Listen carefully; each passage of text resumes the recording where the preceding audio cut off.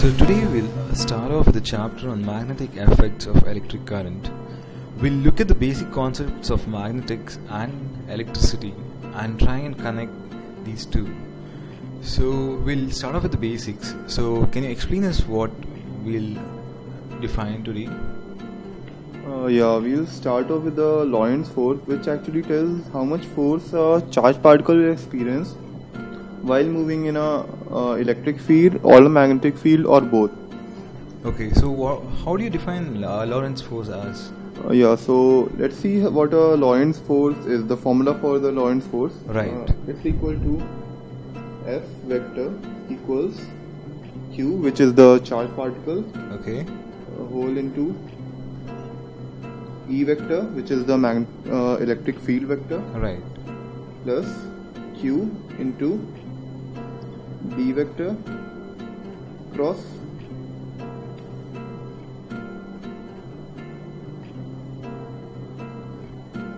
it will be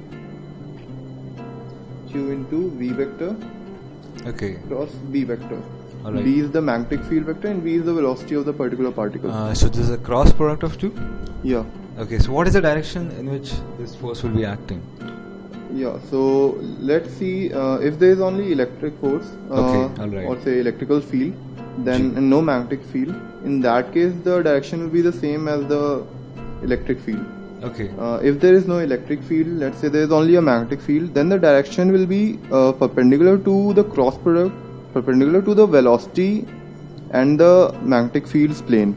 Okay. And if there are two, then we have to see mathematically the direction of the electric field and the direction perpendicular to the magnetic field and the velocity. Right. So what if both are acting? In which direction will this force act? Suppose there's electricity and electrical field and the magnetic field and there's a velocity given. So the magnetic force will be acting in a direction that's perpendicular to both of these, and the electrical field will be acting in another direction. So combined forces will be acting in which direction?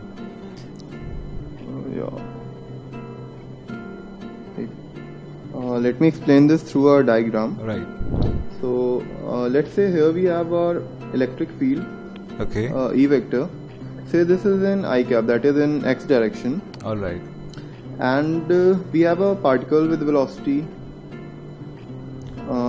somewhere in I cap plus j cap. Okay. So this was in I cap, the velocity is somewhere like this, okay? Right. And suppose we have a B vector as k cap in the z direction, perpendicular to the plane. Right. Okay, so this was our velocity and this is our B. So we have to combine Q into E vector. So this is the vector, one force is in this direction and one force will be perpendicular to the plane made by these. Right. So we'll do it mathematically. Okay.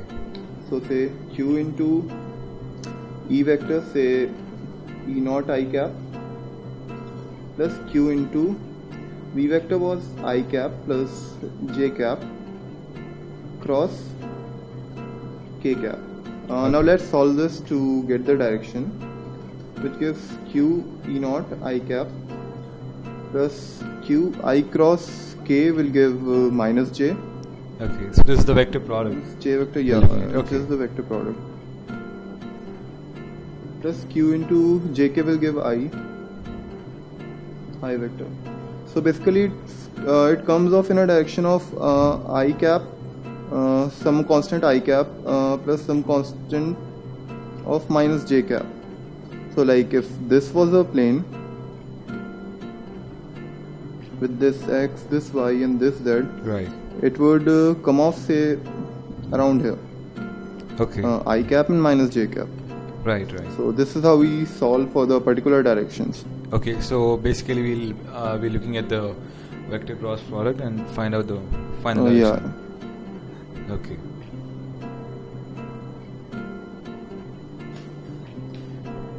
Now we see the magnitude of a uniform moving. Now we see the magnetic field of a uniform moving charge.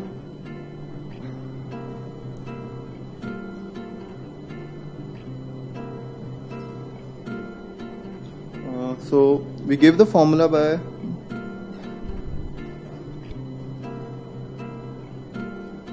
B vector equals mu naught by 4 pi Q V vector cross R vector divided by RQ. Now it's important to look at what these vectors mean. Right. So V vector is the velocity vector, we all know. Mu naught is the constant, such that mu naught by 4 pi equals 10 to the power minus 7 h by m. So R vector is the important one. R vector is the vector from Q, that is a point charge that is moving, to the point into consideration where the magnetic field we have to find. Right. So before we move on, I want to ask a question. When you say the B of a uniformly moving charge, what are you suggesting? Like, okay, there's a charge particle that's moving in space, so it has a magnetic field, is it? It is a Yeah, so basically what we are saying that there is a charge particle, okay. and if the charge particle is moving in space, then it has an associated magnetic field with it. Okay. So the field is created by the charge particle, basically. Yeah. Okay. Now let's see the direction of the force created. This gives the magnitude and the direction too, but let's see an intuitive view of where the direction will be. Right. Through the right hand thumb rule. So let's say this is the plane, and we have V vector in the plane and R vector in the plane, and the charge particle is here. Okay. So the magnetic field will be perpendicular to this plane, or we can also see it by the right hand rule. Align your thumb with the velocity, the Okay. fingers with R, and the direction when with the fingers curled perpendicularly. That will give the direction of the B vector. Right. So if we have to find out the direction of the magnetic field created with the charge particle, we look at the right hand, apply the right hand thumb rule for the velocity and the R vector, radius vector Right. of the point into consideration with respect to the point charge. okay, correct. Now we'll see, suppose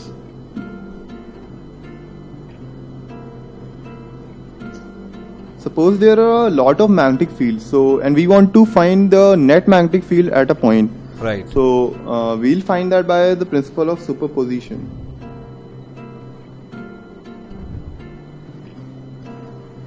Okay.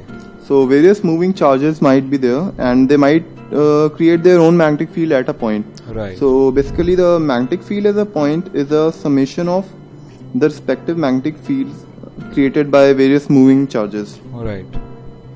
This is the principle of superposition, which has been found verified experimentally.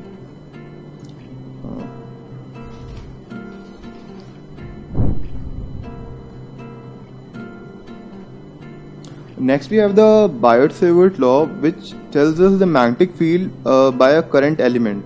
Okay. So let's see what a current element means.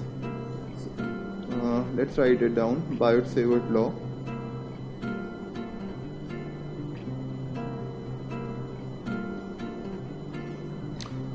Suppose we have a wire which carries a current I, and we select a particular just an element, length element of the wire, Right. say dl, and it is in the direction, it is in this particular direction. So we give it dl vector, Okay. and we multiply the current I to it. So this ideal whole vector, which is in the direction of dl, Right. this is the particular current element. Okay. So we're talking about an electricity carrying wire over here, Yeah. and we take a small element dl, Yeah. right? And it's in the dl vector is in the direction of the current flowing through the wire. Yeah, exactly. Okay, right. Now we give the magnetic field by this particular element. Okay. So it will be like dB vector. This is important. Why this is dB vector? Because the small amount of magnetic field will be produced. Right. Because the current element is small. We have taken an element, not a whole charge. Okay. So that is the important thing here. And we see it by mu naught by 4 pi I dl vector cross r vector by r cube. Right. Now r vector is again the same radius vector which we considered previous on, which gives the point into consideration, the radius vector of the point into consideration with respect to our current element. So suppose we want to find the magnetic field here. Okay. So this will be our r vector. So this is the direction vector from the current carrying element in question. To the point Okay. which we have to find the magnetic field. Right.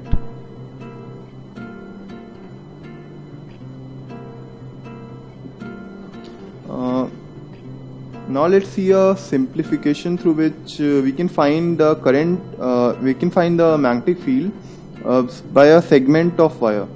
So let's say if we have a wire, current carrying wire, say this much, and we have to find the magnetic field at the point P. So this is basically the distance between them. The perpendicular distance of the point can be d, and it carries current I. Right. Now the direction can be found out by the right hand rule, so we don't bother ourselves with the direction. That can be found out easily and represented as an according to the particular coordinate system we have adopted. Okay. But the magnitude is important here. So let's see how we find out the magnitude.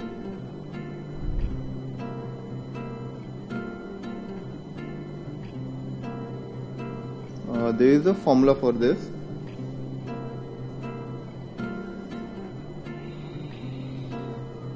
This is theta 1, which is the angle made from here to here on traversing from there to there, Right. and this is theta 2 Okay. made downwards. So B is basically mu naught I by 4 pi d sine of theta 1 plus sine of theta 2. Okay. Now we So can you explain how we arrived at this formula? we arrived at its formula by basically integrating the magnetic fields found at this point P by various current elements of this segment of the wire. So you mean to say we applied the Biot-Savart law for each of the individual elements and Yeah, then exactly. did an integration of the whole. So do we have to go through the process to arrive at this, like the whole integration formula? Well, no, that is not needed, because like we can go through and verify that this is correct, Okay. but that is not needed because in most of the questions Right. we'll have to find, like if we are to integrate then we can integrate, but Okay. mostly for straight line conductors we can directly use this formula to get the magnetic field at any particular point. Okay. Right. So now one might think that let's say if this is given and the point is here, point here is P, Okay. which is below the segment, we might think that Okay. we cannot find it, but then we use the same formula to find it. So the distance is basically d. Right. So this was theta 1, which was taken from here to here, Okay. and theta was taken from here downwards. So downwards, if this point, if this one goes upwards, we Okay. can represent it as minus theta 2. Because- How did we arrive at this minus theta 2? Can you just elaborate on that? Yeah, basically when we derive this particular relation, then the theta 1 and theta 2 were to be taken according to like the particular directions we assign, like theta 1 from here to upwards and theta 2 downwards. So when we consider this and when we take theta 2, Okay. so we take it in the opposite direction, so that we can basically represent this line. Right. So that's why it's a So- negative, is it? Yeah. Okay. So let's write the formula. B equals mu naught I by 4 pi d sine theta 1 minus sine theta 2. It is the same formula with just theta 2 reverted in sign. Right. which means that it goes, instead of going downward, it is going upwards to Okay. cover for this. Right.